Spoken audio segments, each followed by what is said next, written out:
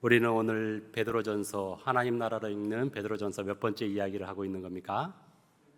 예, 주보를 보셨으니 8번째 이야기일 것입니다. 이 정도 배웠으면 이제 우리는 확실히 대답할 수 있습니다. 우리의 정체성을 세 글자로 뭐라고 한다고 그랬죠? 그렇습니다. 나그네라고 한다 그랬습니다. 예, 우리는 나그네다라고 하는 것이 이제는 여러분들이 그냥 누가 물어봐도 나는 나그네야, 이 세상은 내가 거쳐가는 세상일 뿐이야 라고 말할 수 있게 되었으면 좋겠습니다. 우리는 이 땅을 거쳐간다 그랬습니다. 한마디로 이곳에서 영원히 살지 않습니다. 우리가 바라보는 곳은 바로 하나님 나라, 바로 그곳입니다. 그렇기 때문에 세상을 살아가는 대부분의 사람들이 추구하는 가치와 우리의 가치가 조금은 다릅니다. 세상 사람들은 성공 그리고 개인의 이익을 가장 우선시하겠지만 우리는 하나님이 어떻게 영광을 받을 것인가, 섬김을 가장 중요한 가치로 여기며 살아갑니다. 그렇기 때문에 세상 사람들은 힘이 있는 자가 가장 성공하는 것처럼 앞서가는 것처럼 보이지만 우리는 그들과 다르게 하나님을 가장 닮아가는 자가 가장 성공한 자라고 불리워질 것입니다.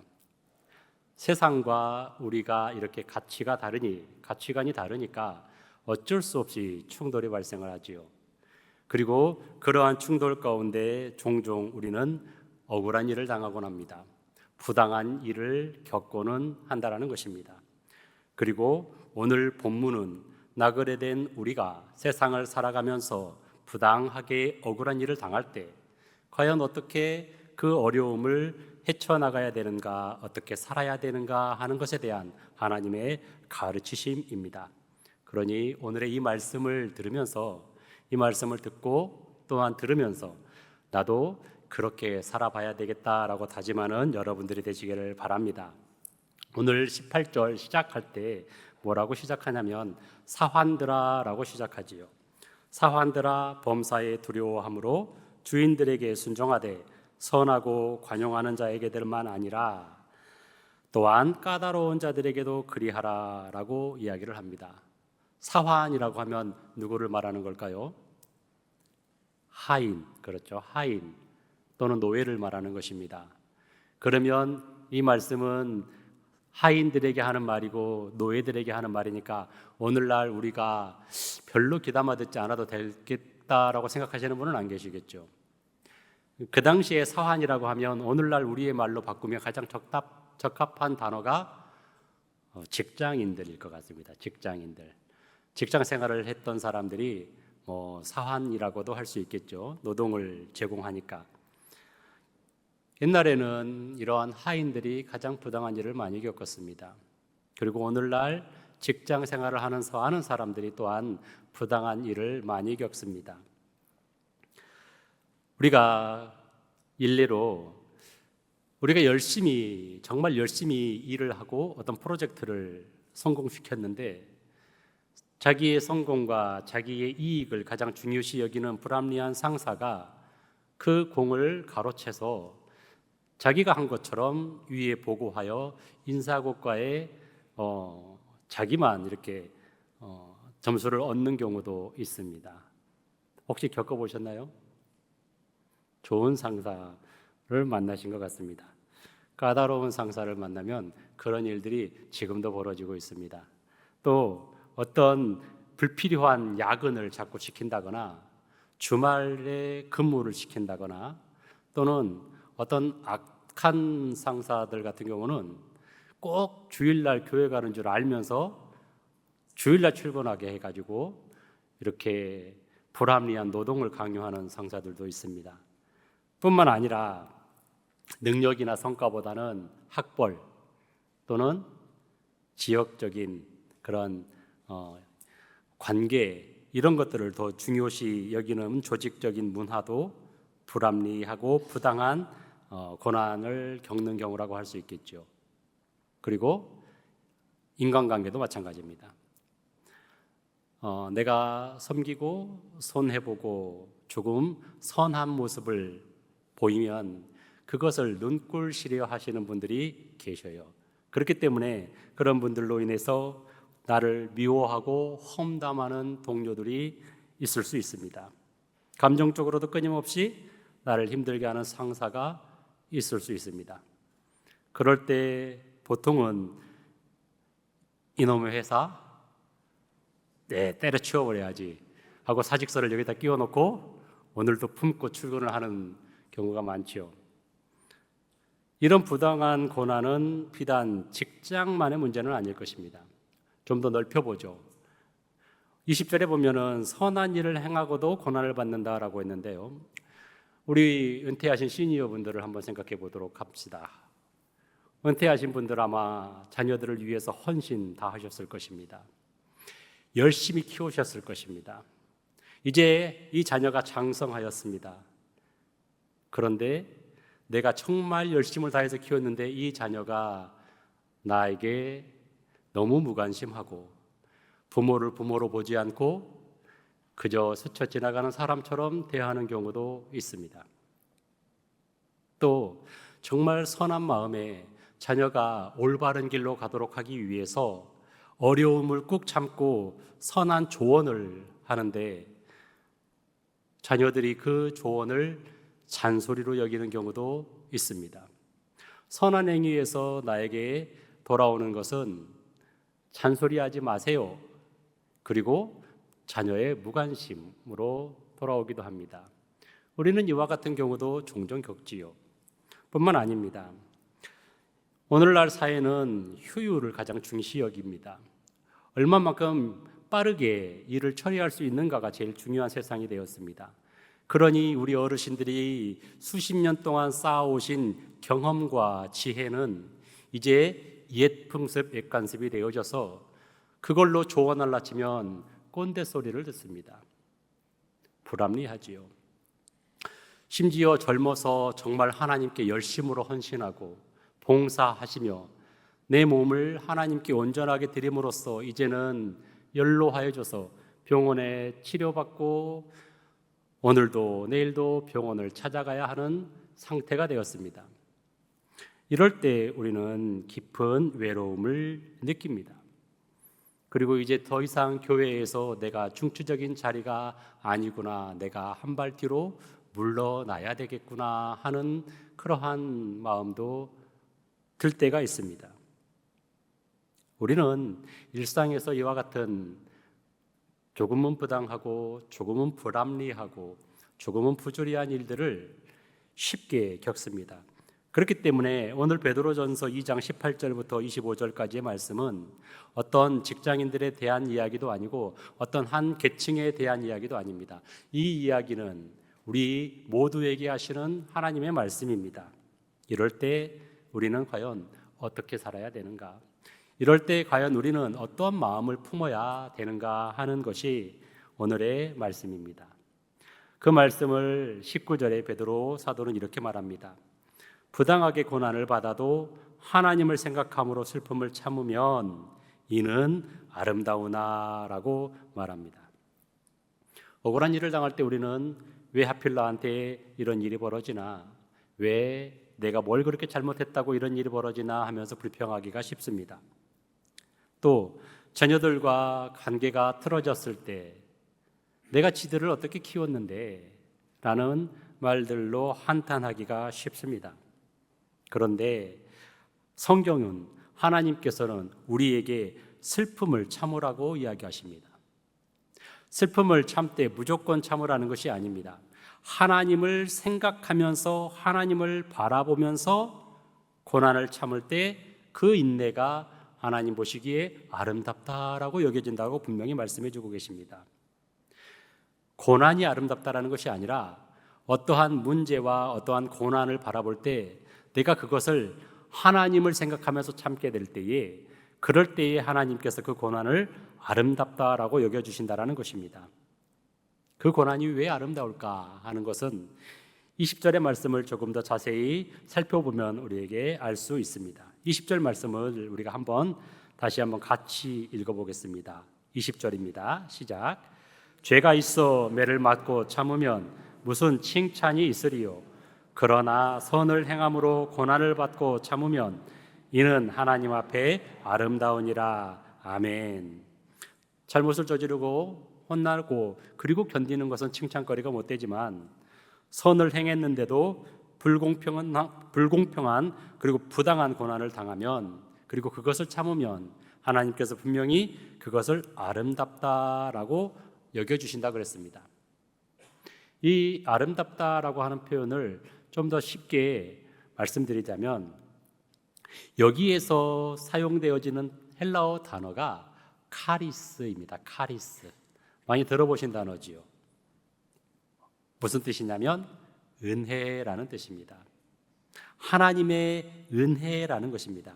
즉 선을 행하고 고난을 당하고 내가 그것을 견디면 이것이 하나님이 주시는 은혜다라는 말입니다. 하나님께서는 우리가 억울한 일을 당했을 때 하나님께서 그 모든 것을 허락하셨습니다. 그리고 우리가 그것을 겪습니다. 그러면 당연히 그것은 하나님께서 바라보고 계십니다. 하나님께서 살펴보고 계십니다. 그리고 하나님께서는 그것을 견디는 사람에게 특별한 은혜를 부어주신다고 오늘 성경은 말씀하고 계십니다. 솔직히 말해서 저는 그렇습니다.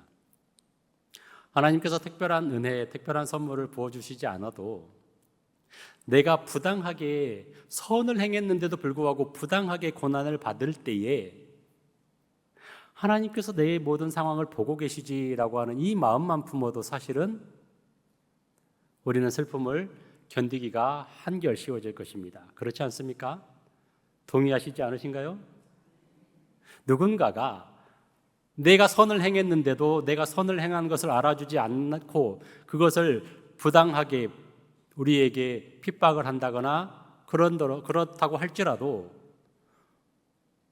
그 사람이 아니라 누군가가 아니라 하나님께서 내 모든 것을 보고 계시니까 하나님께서 이미 알고 계시니까 하나님은 그것을 인정하시니까라는 생각만 가지더라도 우리는 이 고난을 이겨낼 수 있다라는 것입니다.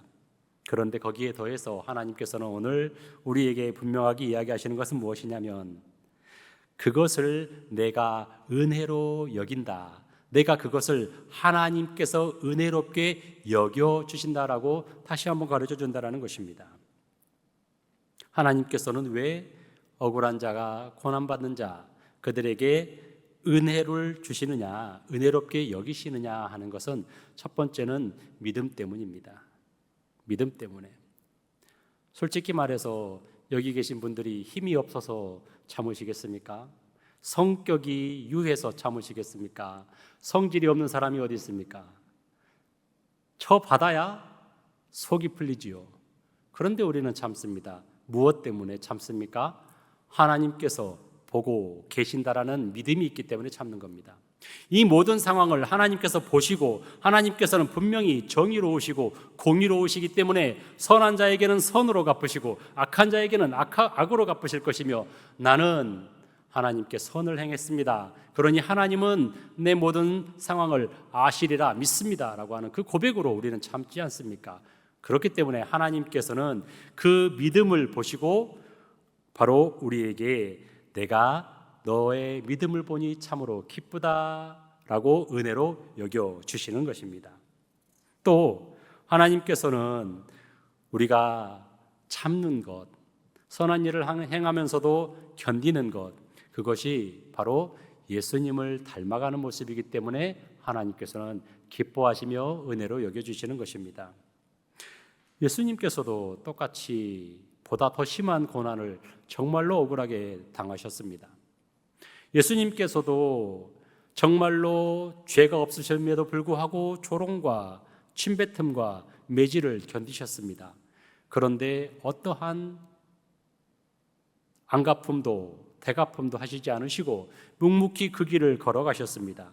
그리고 그것을 우리는 알기에 예수님이 걸어가신 그 길을 나도 걷습니다라는 마음으로 억울한 일을 당할 때 꾹 참고 견디면 하나님께서 우리를 보실 때에 네가 정말로 내 아들 예수를 닮아가는구나.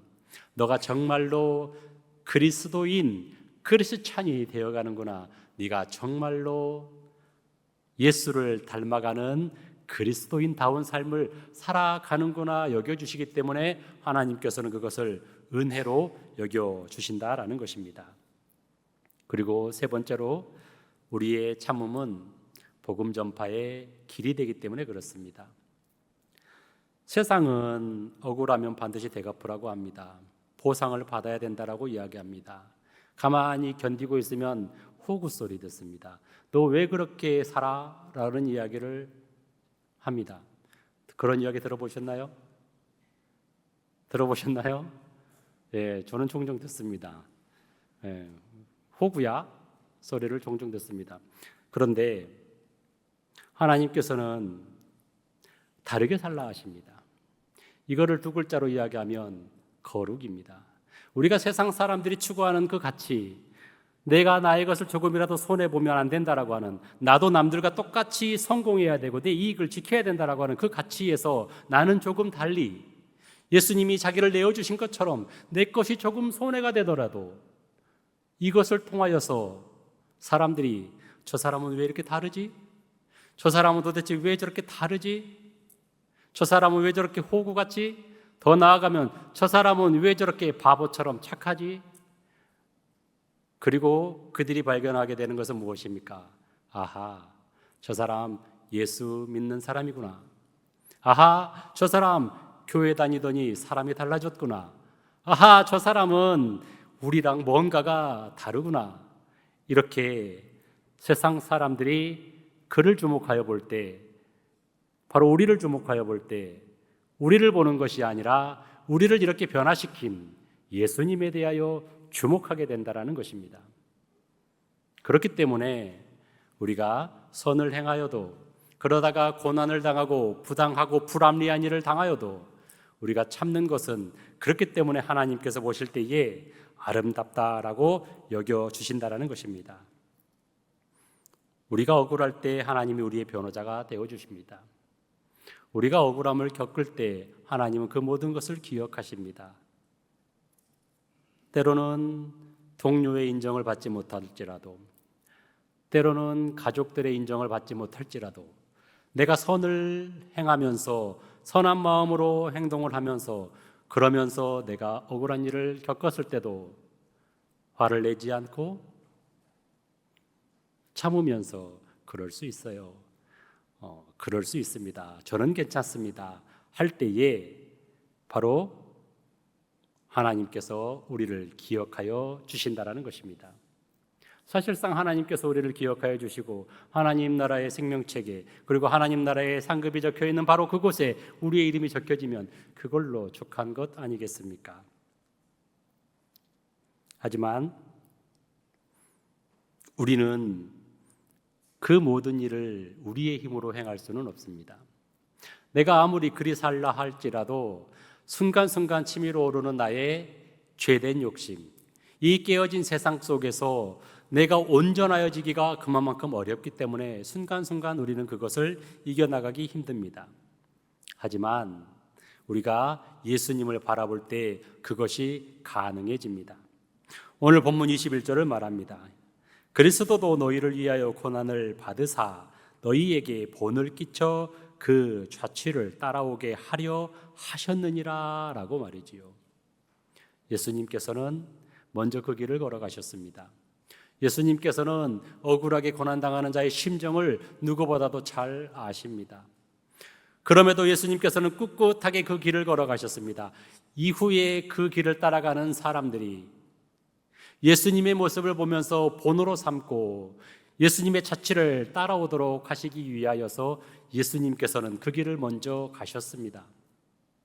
그러니 억울한 일을 당할 때에, 부당한 일을 당할 때에, 부조리한 일을 당할 때에 예수님을 생각하십시오.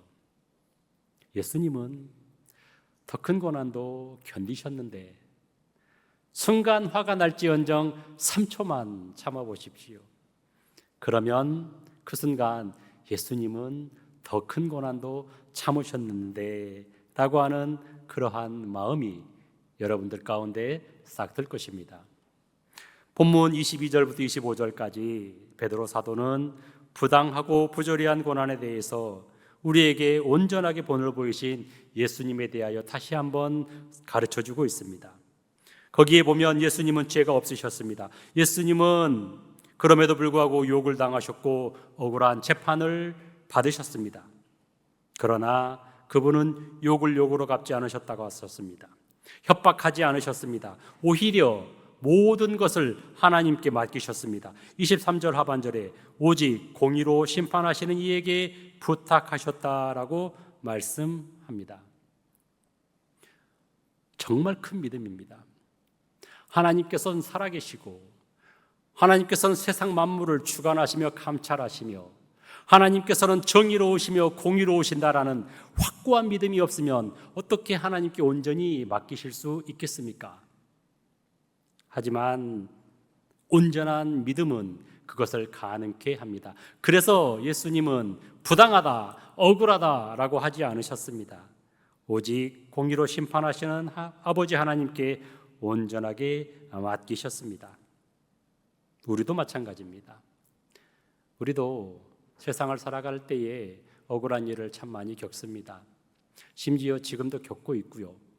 그런데 그 순간 나 억울해. 왜 나한테 이런 일이 벌어져? 내가 너에게 어떻게 했는데, 내가 어떤 의미로 어떤 마음으로 내가 했는데 등등으로 내가 한탄하지 말라라는 것입니다. 오로지 하나님께 맡기시기 바랍니다. 이게 믿음입니다. 큰 믿음, 작은 믿음 다 필요 없습니다. 하나님께서 여전히 주무시지도 않으시고 졸지도 않으시는 하나님께서 지금 이 순간에도 나의 모든 행위와 나의 모든 마음과 이 모든 상황을 보고 계신다라고 하는 믿음이 있다면 우리는 참을 수 있습니다. 참기에 그치는 것이 아니라 참으면서 웃을 수 있습니다. 심지어 부당한 나에게 불합리한 일을 행한 그 사람을 위해서 기도해 줄 수 있는 것입니다. 주여 저들의 죄를 사하소서라고 하신 예수님의 기도가 우리의 입술에서 나올 때 우리가 예수님께 한 걸음 더 가까워진 모습일 것입니다. 그러기 위해서는 하나님을 온전히 신뢰하시기 바랍니다. 예수님께서는 힘이 없으셔서 참으신 게 아니십니다. 예수님께서는 좀 더 정확하게 말씀드리면 당하신 게 아니십니다. 예수님께서는 견디신 것입니다. 그리고 예수님께서는 견디셨기 때문에 열매를 맺으셨습니다. 그 열매가 바로 무엇입니까? 저와 여러분의 구원입니다. 예수님께서 십자가에서가 아니라 십자가의 길을 걸어가시는 그 모든 과정을 인내하시고 견디셨기 때문에, 그리고 십자가에서 그 사명을 완수하셨기 때문에 그 덕분에 우리는 구원을 얻었습니다. 그렇기 때문에 우리는 지금 하나님을 감히 아바 아버지라고 부를 수 있는 것이며, 그렇기 때문에 예수님께 예배드리며 하나님께 예배드리며 이 순간 기쁨과 감사가 넘치는 삶을 살아낼 수 있게 된 것 아니겠습니까? 본문 24절에 분명히 그렇게 말씀하고 계십니다. 그가 채찍에 맞음으로 너희는 나음을 얻었나니. 예수님께서 끝까지 참으셨기에 구원이라는 열매를 맺으셨습니다. 예수님의 상처가 우리에게는 치유가 되었습니다. 여기에서 우리가 붙잡을 진리가 있습니다. 예수님께서 끝까지 부당한 고난을 견디시고 구원의 열매를 맺으신 것처럼 우리도 믿음으로 이 고난의 길, 억울함의 길, 부당한 길을 참고 견디며 감당할 때 하나님은 반드시 우리에게 열매를 맺게 하십니다. 하나님의 선물이 주어진다는 것입니다. 어떤 선물일까요? 먼저는 인격의 선물입니다. 고난을 통과할 때 우리는 더욱 겸손해지고 온유해집니다. 온유해진다는 것은 성령의 열매이지요. 성경의 인물 요셉은 형들에게 팔려서 억울하게 노예 생활을 했습니다. 하지만 그는 화를 내고 짜증을 내지 않았습니다. 억울하게 누명을 쓰고 감옥에 갇혔습니다. 하지만 그는 화를 내고 짜증을 내지 않았습니다. 하나님만 바라봤습니다. 그리고 그 결과 그는 총리가 되었고 그의 형들을 살려주었으며 그로 인하여서 이스라엘을 지키는 도구가 되었습니다. 그리고 그 고난을 참음으로써 그의 인격은 점점 성숙하여졌고 그로 인하여서 하나님의 놀라운 뜻을 이루는 사람이 되었습니다. 온유한 성격은 그냥 어느 날 가지고 태어나는 것이 아닙니다. 모난 돌이 물살에 부딪히고 굴러서 동그라운 아름다운 조약돌이 되는 것처럼 우리가 어려운 인생의 파도 가운데에서 이리 치고 저리 치일 때도 하나님을 바라보면서 감내하고 참으며 그들을 위하여 기도하여 줄 때 그 온유한 성격은 만들어져 가는 것입니다. 그리고 하나님께서는, 예수님께서는 그 온유한 자에게 복이 있다라고 말씀해 주셨습니다. 그러니 우리의 참음은 이러한 인격의 열매를 맺게 됩니다. 또 두 번째, 하나님을 바라보며 묵묵하게 고난을 견디면 우리는 믿음의 열매를 맺습니다. 바울이 그랬습니다. 바울은 부당하게 매질을 당하고 부당하게 돌팔매질을 당했습니다. 하지만 그는 모든 것을 능히 이기게 하시는 이는 하나님이시라 고백했습니다. 억울한 고난이 그리고 그것을 견디게 하는 하나님을 바라보는 믿음으로 바울은 승화시키고 그의 사명을 완수할 수 있었습니다. 고난을 견디며 하나님을 바라보신다면 여러분들 또한 믿음이 단단해져 갈 것입니다. 더 나아가 관계의 열매를 맺습니다. 우리의 인내와 용서를 통해서 아름다운 관계가 맺어집니다. 어떤 어머니가 자녀가 교회를 떠나서 세상에서 방황하면서 오히려 어머니인 자신을 원망하면서 그렇게 살았다고 그래요. 하지만 이 어머니는 묵묵하게 하나님 앞에 무릎을 꿇고 기도했습니다. 계속 기도했습니다. 하나님만을 붙들었습니다. 몇 년이 지난 후 이 아들이 돌아와서 그렇게 이야기합니다. 엄마가 끝까지 나를 원망하지 않고 기도해 준 것이 나를 하나님께로 이끌어 준 것 같아요. 라며 엄마에게 돌아오면서 예수님을 고백합니다. 인내가 결국 관계의 회복이라는 열매로 맺어진 것입니다. 마지막으로 우리가 묵묵히 고난을 견디면 복음의 열매가 맺어집니다. 우리는 하나님을 생각하면서 억울하게라고 생각하지 마십시오. 하나님을 생각하면서 그래, 예수님도 이 길을 가셨으니 나도 드디어 예수님을 닮아갈 수 있는 기회가 생겼구나. 나도 드디어 예수님이 걸어가신 그 길을 걸어갈 수 있게 되었구나. 그러니 웃으십시오.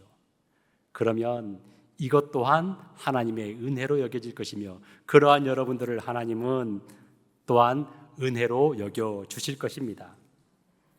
사랑하는 우리 신안의 성도 여러분, 우리는 나그네로 이 땅을 살아간다라고 말씀을 드렸습니다. 그래서 부당한 고난을 만날 경우가 많습니다. 하지만 하나님만을 바라보면서 우리보다 먼저 그 길을 걸어가신 예수님을 바라보시면서 고난을 참으면 이 고난을 하나님께서 아름다운 참음, 아름다운 견딤이라고 여겨주실 것입니다. 그리고 우리에게 인격의 열매, 믿음의 열매, 그리고 관계의 열매, 그리고 복음 전파의 열매를 맺게 하실 것입니다. 부디 오늘도 공의로 갚으실 하나님을 신뢰하면서 하나님께서 부당한 일들 가운데에서 나를 보고 계시며 살피고 계시며 나에게 상 주시기를 기다리시며 응원하고 계시다라는 것을 믿음으로 고백하며 오늘도 승리하는 삶을 살아내시기를 주님의 이름으로 간절히 축원합니다.